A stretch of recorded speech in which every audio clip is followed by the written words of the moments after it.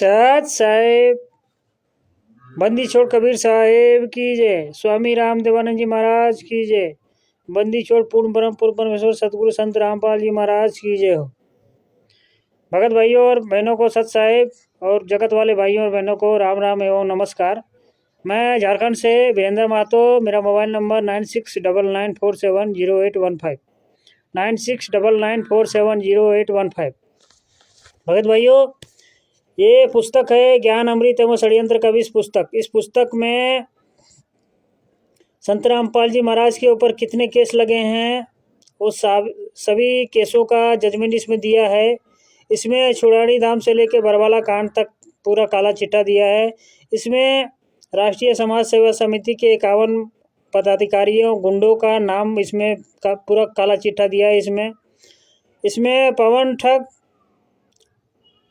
और संजय ठग जैसे दूतों का भी काला चिट्ठा इसमें दिया है। इसीलिए भगत भाइयों, इस पुस्तक को मंगवाइए, पढ़िए और समझिए।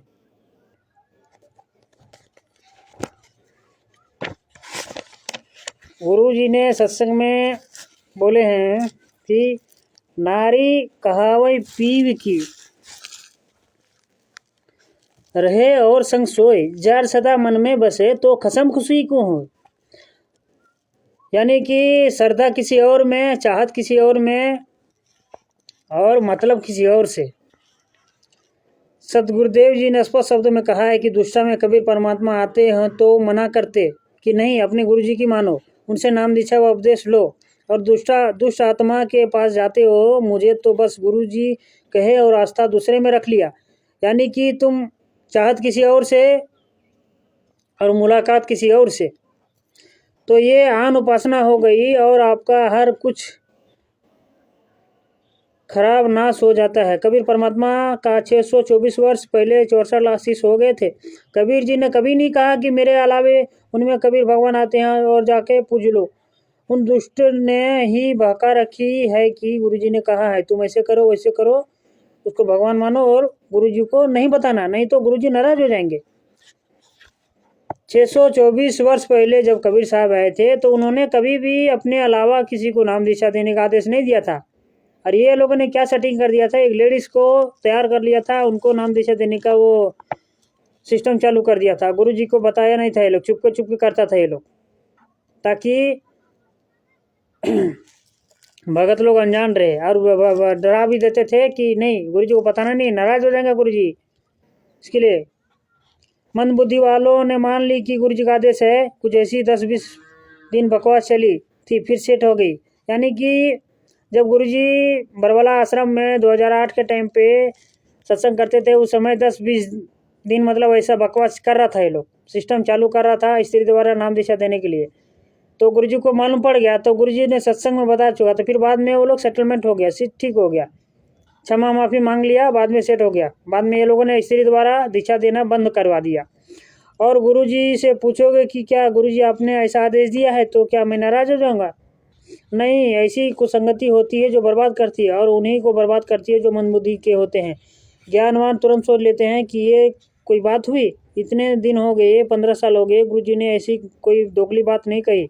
तो दुष्टों ने ऐसी चाल चली कि गुरुजी का आदेश बता दिया। बेचारे 10-20 लोग उनके बताए क्रियाकर्म करने लगे, तो हमारे परमात्मा के अकाउंट से पुण्य खत्म हो गए। उन्हें पता चला तो क्षमा याचना कर रहे हैं। बेचारे 10-20 खराब हुए थे, अपसेट हो गए। यानी कि 10-20 लोगों को ये लोगों ने मतलब अलग स्त्री द्वारा नाम दिलवा दिया था। बाद में गुरुजी को पता चल गया, तो बाद में फिर सेट हो गया, ठीक हो गया। अब आप उन आत्माओं पाठागण विचार करो कि आश्रम का प्रबंधन अपने हाथों में हो और आपके बिना सहमति हो आज्ञा के कोई व्यक्ति गुरुजी के रहते सहते ऐसी क्रिया करने लगे, अर्थात नाम दीक्षा देने का कौन हिकामत कर सकता है, किसकी हिम्मत हो सकती है? और इस षड्यंत्र के साथ कि गुरुजी का आदेश है कि उस स्त्री दुष्टा से नाम दीक्षा लो और उसे भगवान मानो। अर्थात निष्कर्ष के रूप में यही कहा जाएगा कि आश्रम में मैनेजमेंट वालों ने अपनी महत्वाकांक्षा की और करने के षड्यंत्र के तहत नाम दीक्षा अलग से देने का क्रिया प्रारंभ किया, मगर उस समर्थ सतगुरु ने मैनेजमेंट रूपी कालब्रह्म के षड्यंत्र को निष्फल एवं बेअसर कर दिया। यदि कोई पाठकगण प्रमाण देखने चाहे तो वह गुरु जी के यह प्रवचन कहीं से उपलब्ध कर या मुझ लेखक के पास आकर देख सुन सकते हैं। गुरु जी का इस संबंध में सत्संग ये उक्त षड्यंत्र 2008 ईस्वी का है, जो अपने सत्संग के माध्यम से गुरु जी ने षड्यंत्र निष्फल किया। यानी कि 2008 वाले सत्संग में गुरु जी बता चुके हैं कि 10-20 लोग से ये अलग से नाम दीक्षा दिलवा चुका था। ये लोग नया मतलब ड्रामा चालू किया था ये लोगों ने, तो गुरु जी ने पकड़ लिया था और विफल कर दिया था। ये लोग को जो मतलब चला रहे थे ना, अपना सिस्टम अपना रहे थे अलग स्त्री से नाम दीक्षा दिलवाना, तो गुरु जी को मालूम पड़ गया तो उन्होंने विफल कर दिया ये लोग का सिस्टम।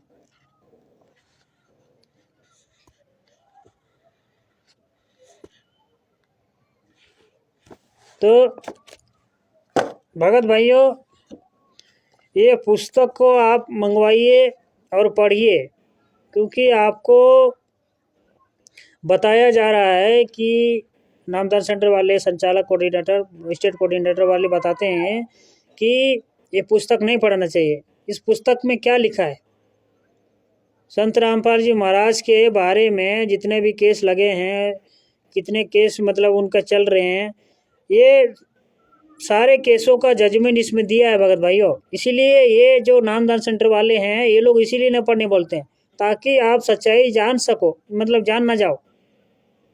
जब सच्चाई जान जाओगे तो आपको ये जो भी नाम दीक्षा केंद्र चला रहे हैं, फर्जी चला रहे हैं, इनका ना कोई ये क्या बोलते हैं प्रमाण है, ये परमिशन लेटर नहीं, एग्रीमेंट मतलब पेपर नहीं, लाइसेंस नहीं ये लोग का चलाने का। ऐसे मर्जी अपने फर्जी चला रहे हैं लोग, खाली दिखावा, जबकि सरकार को भी मालूम नहीं है, उसके बावजूद भी चला रहे हैं लोग। इसीलिए ये पुस्तक को मंगवाइए और पढ़िए, सच्चाई जानिए और अपने गुरुजी के लिए आवाज़ उठाइए, क्योंकि हमारे गुरुजी निर्दोष हैं। उन्होंने 5 महिला 1 बच्चे की हत्या नहीं किया है। हत्या करने वाले बाहर घूम रहे हैं। जो गुरुजी के साथ जो उम्र कैद का सज़ा मिला था, गुरुजी के साथ में 29 लोग थे, तो 29 लोग में से एक ही खाली गुरुजी ही उम्र कैद की सज़ा काट रहे हैं और 28 लोग बाहर घूम रहे हैं।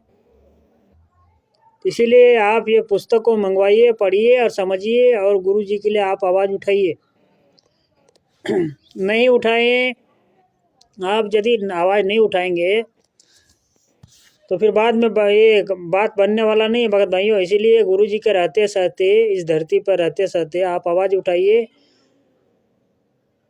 गुरु जी को मतलब बाहर निकालने के लिए आवाज़ उठाइए। जो जितने भी नकली ये चल रहे हैं फर्जी आश्रम, नाम दीक्षा केंद्र, ये सब फर्जी हैं, क्योंकि ये लोग का पूरा षड्यंत्र था।